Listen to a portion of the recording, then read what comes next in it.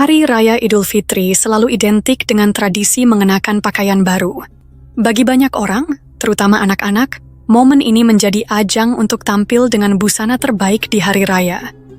Kebiasaan ini telah berlangsung sejak lama dan masih terus dilestarikan hingga sekarang. Namun tahukah teman-teman, dulu putri Rasulullah, Sayyidah Fatimah Az-Zahra, pernah merasakan kesedihan di hari raya. Ia ingin membelikan pakaian baru untuk kedua putra tercintanya, Hasan bin Ali dan Husain bin Ali, tetapi tidak memiliki cukup harta untuk melakukannya. Bayangkan betapa berat perasaannya sebagai seorang ibu yang ingin melihat anak-anaknya bahagia di hari yang suci itu. Lantas, bagaimana kisah selanjutnya? Apa yang terjadi hingga akhirnya momen Idul Fitri itu tetap menjadi hari yang penuh berkah bagi keluarga Rasulullah? Bagi Hasan dan Husain yang masih belia, wajar saja jika mereka merasa sedih saat menyambut Idul Fitri. Di seluruh penjuru Madinah, anak-anak lain sudah mengenakan pakaian baru, bersiap merayakan hari kemenangan dengan sukacita. Namun, mereka berdua masih belum memiliki baju baru seperti yang lain. Hari demi hari berlalu, dan kegembiraan Idul Fitri semakin terasa di sekitar mereka. Hingga akhirnya, dengan penuh rasa penasaran dan sedikit kesedihan, keduanya memberanikan diri bertanya kepada ibunda tercinta. Dengan mata polos mereka menatap Fatimah Az-Zahra dan berkata, "Wahai ibu, mengapa semua anak di Madinah telah memakai pakaian baru untuk Idul Fitri, kecuali kami? Mengapa ibu tidak mendandani kami seperti yang lain?" Fatimah, dengan kelembutan seorang ibu, tersenyum dan mengusap kepala kedua putranya. Dengan penuh kasih sayang ia menjawab, "Baju kalian masih di tukang jahit, anakku." Sebuah jawaban sederhana, namun syarat akan makna. Ada harapan yang Fatimah simpan dalam hatinya, harapan agar Allah memberikan jalan bagi kebahagiaan kedua putranya di hari yang suci itu. Namun, siapa yang menyangka bahwa keajaiban akan datang menggantikan kesedihan mereka? Hari demi hari berlalu, hingga akhirnya malam Idul Fitri pun tiba. Namun, pakaian baru yang diharapkan untuk Hasan dan Husain masih juga belum ada. Fatimah hanya bisa menatap kedua putranya dengan penuh kesedihan. Hatinya perih, air matanya jatuh tanpa bisa dibendung. Bukan karena ia tak ingin membelikan mereka baju baru, tetapi karena kenyataannya, ia memang tidak memiliki cukup uang untuk itu. Namun, pertolongan Allah Subhanahu wa Ta'ala selalu dekat bagi hamba-hambanya yang beriman. Di tengah malam yang sunyi, tiba-tiba terdengar ketukan di pintu rumah Fatimah. Dengan hati bertanya-tanya, ia segera menuju pintu dan membukanya. Namun, yang berdiri di hadapannya bukanlah seseorang yang ia kenal, melainkan seorang pria asing berdiri di ambang pintu, membawa sesuatu dalam genggamannya. Dengan suara penuh ketenangan, pria itu berkata, "Wahai putri Rasulullah, aku seorang tukang jahit. Aku datang membawa hadiah yaitu pakaian untuk kedua putramu." Fatimah tertegun. Siapakah pria ini? Mengapa ia datang di saat yang begitu tepat? Hatinya dipenuhi rasa haru. Inilah bukti bahwa Allah Subhanahu wa Ta'ala tidak pernah meninggalkan hambanya, terlebih di hari yang penuh berkah ini. Dengan penuh rasa penasaran, Fatimah membuka bingkisan yang diberikan oleh pria misterius itu.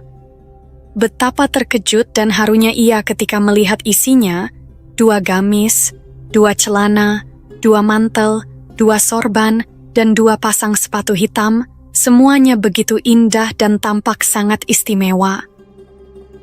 Tanpa menunggu lama, Fatimah segera memanggil Hasan dan Husain. Dengan penuh cinta, ia memakaikan pakaian baru itu kepada kedua putranya. Wajah mereka berseri-seri, mata mereka berbinar bahagia. Hati Fatimah pun dipenuhi rasa syukur yang mendalam. Tak henti-hentinya ia memuji kebesaran Allah atas karunia yang tak terduga ini. Tak lama setelah itu, Rasulullah Shallallahu Alaihi Wasallam datang berkunjung ke rumah Fatimah.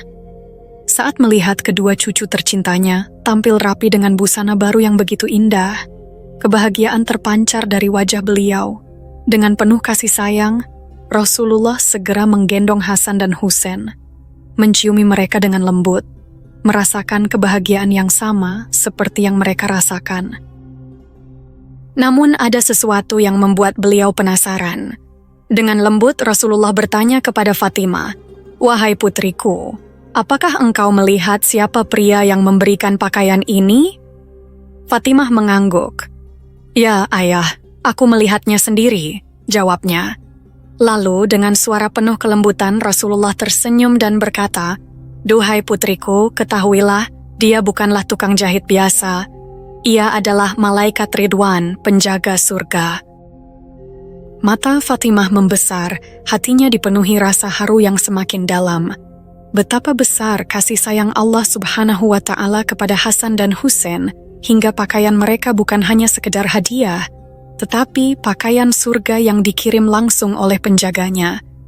Bahkan, penghuni langit dan bumi pun ikut berbahagia jika kedua cucu Rasulullah berbahagia, dan mereka akan bersedih jika Hasan dan Husain bersedih. Kisah ini menjadi bukti bahwa kasih sayang Allah Subhanahu wa Ta'ala selalu hadir dalam kehidupan orang-orang yang beriman. Dan di hari yang penuh berkah itu, Hasan dan Husain bukan hanya merayakan Idul Fitri dengan pakaian baru, tetapi juga dengan keberkahan yang luar biasa dari langit. Demikianlah kisah tentang Hasan dan Husain saat menyambut Hari Raya Idul Fitri. Sebuah kisah yang mengajarkan kita tentang kesabaran, keteguhan hati, dan bagaimana kasih sayang Allah Subhanahu wa Ta'ala selalu menyertai hamba-hambanya yang beriman.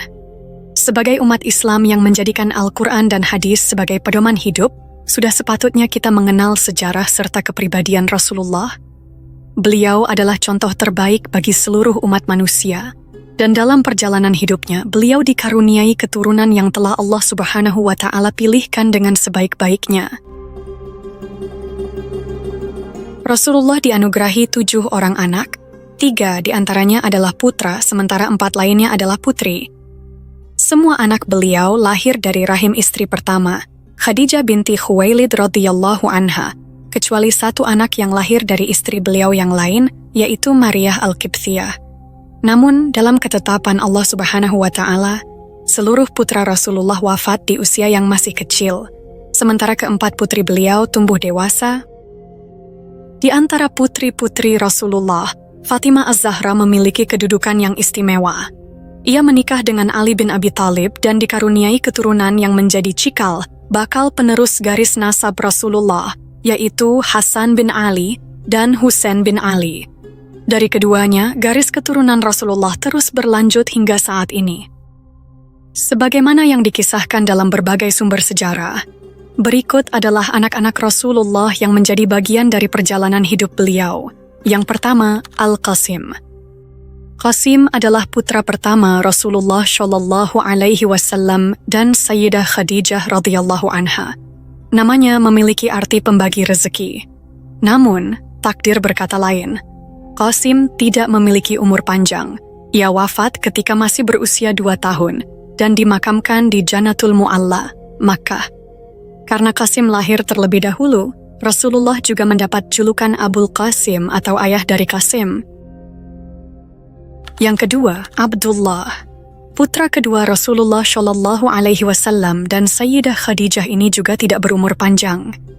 Ia memiliki julukan At-Tayyib dan At-Tahir, yang berarti yang baik dan yang suci. Abdullah wafat pada tahun 615 Masehi dalam usia yang masih sangat belia. Yang ketiga, Zainab. Zainab adalah putri tertua Rasulullah Shallallahu Alaihi Wasallam dan Sayyidah Khadijah. Ia menikah dengan seorang pria bernama Abul Ash bin Rabi, yang saat itu belum memeluk Islam. Lalu beberapa tahun kemudian, Abul Ash akhirnya masuk Islam setelah beberapa tahun terpisah dari Zainab. Lalu mereka kembali bersama sesuai syariat Islam. Zainab wafat pada tahun 8 Hijriyah atau 629 Masehi. Yang keempat, Ruqayyah. Ruqayyah lahir sekitar 7 tahun sebelum ayahnya diangkat menjadi nabi. Sebelum menikah dengan Utsman bin Affan, ia sempat dijodohkan dengan Utbah bin Abu Lahab. Namun, pernikahan itu dibatalkan oleh Abu Lahab dan istrinya setelah Rasulullah mulai berdakwah. Setelahnya, Ruqayyah menikah dengan Utsman bin Affan radhiyallahu anhu, dan mereka ikut berhijrah ke Habasyah saat kaum muslimin menghadapi tekanan di Makkah. Dari pernikahan mereka, lahirlah seorang putra bernama Abdullah.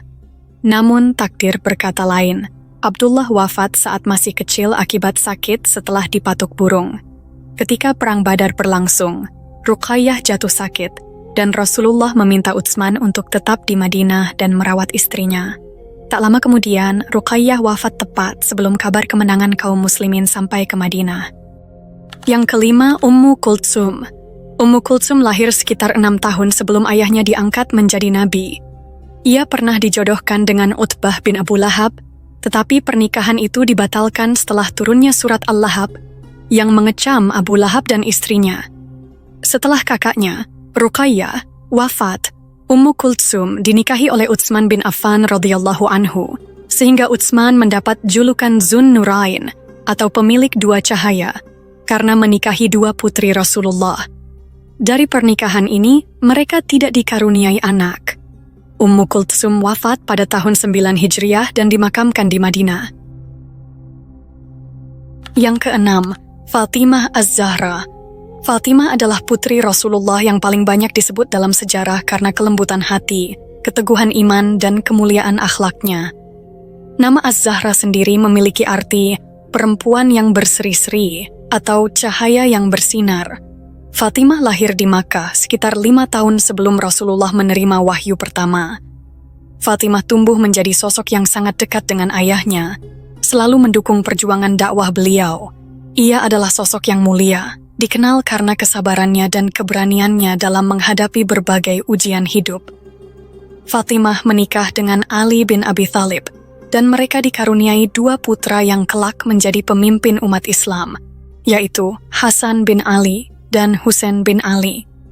Fatimah wafat pada tanggal 3 Ramadan tahun 11 Hijriah, sekitar tahun 632 Masehi, hanya beberapa bulan setelah wafatnya Rasulullah. Kepergiannya meninggalkan duka yang mendalam bagi kaum muslimin, terutama keluarga Rasulullah, karena beliau adalah satu-satunya putri Rasulullah yang masih hidup setelah wafatnya sang Nabi. Yang ketujuh, Ibrahim. Ibrahim adalah putra bungsu Rasulullah dari istrinya, Maryah Al-Qibtiyah. Setelah kehilangan kedua putranya, Qasim dan Abdullah, Rasulullah tentu sangat mencintai Ibrahim. Namun, bukan karena beliau menginginkan seorang pewaris atau penerus, melainkan karena kasih sayang seorang ayah kepada anaknya. Sayangnya, takdir berkata lain. Ibrahim wafat di usia yang masih sangat kecil. Kesedihan Rasulullah begitu mendalam, namun beliau tetap mengajarkan umatnya tentang kesabaran dan keteguhan hati dalam menghadapi musibah. Dalam momen itu, Rasulullah bersabda, "Sesungguhnya mata ini bisa menangis, hati bisa bersedih, dan kami tidak mengatakan kecuali yang diridai oleh Rabb kami. Dan sesungguhnya wahai Ibrahim, kami benar-benar bersedih atas kepergianmu." Banyak kaum muslimin yang turut berduka atas wafatnya Ibrahim. Rasulullah pun mengingatkan, "Aku tidak melarang seseorang untuk berduka, tetapi aku melarang menangis dengan suara keras atau meratap." Dalam konteks ini, beliau mengajarkan umatnya untuk menunjukkan rasa sedih secara wajar tanpa berlebihan. Rasulullah juga bersabda, "Apa yang kalian lihat padaku sekarang adalah wujud kasih sayang. Barang siapa yang tidak memiliki kasih sayang, maka orang lain pun tidak akan menunjukkan kasih sayang kepadanya." Riwayat ini menunjukkan bahwa, meskipun Rasulullah merasakan kesedihan yang mendalam atas kehilangan anaknya, beliau tetap mengajarkan untuk bersabar dan menghindari perilaku berlebihan, seperti meratap dengan suara keras yang tidak sesuai dengan ajaran Islam. Semoga kisah mereka semakin menumbuhkan kecintaan kita kepada Rasulullah Shallallahu Alaihi Wasallam dan memperkuat iman kita kepada ajaran Islam. Terima kasih sudah menonton. Semoga kisah ini bermanfaat. Sampai jumpa di video selanjutnya.